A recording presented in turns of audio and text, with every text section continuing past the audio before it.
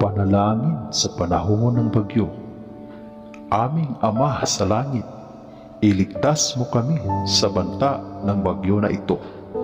Pangalagaan mo kami at protektahan mo nawa ang aming tahanan at buong mag-anak mula sa lahat ng mga sakuna.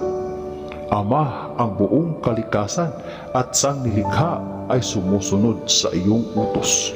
Pakalmahin mo ang mga bagyo at unos na nagbabanta sa amin.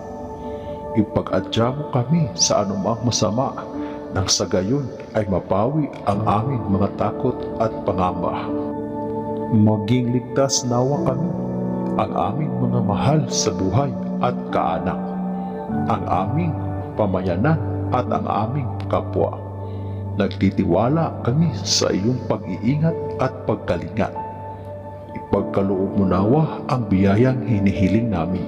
Sa pamamagitan ng aming Panginoong Hesukristo, ang iyong bugtong anak, na nabubuhay at naghahari kasama mo at ng Espiritu Santo, iisang Diyos magpakailanman. Amen.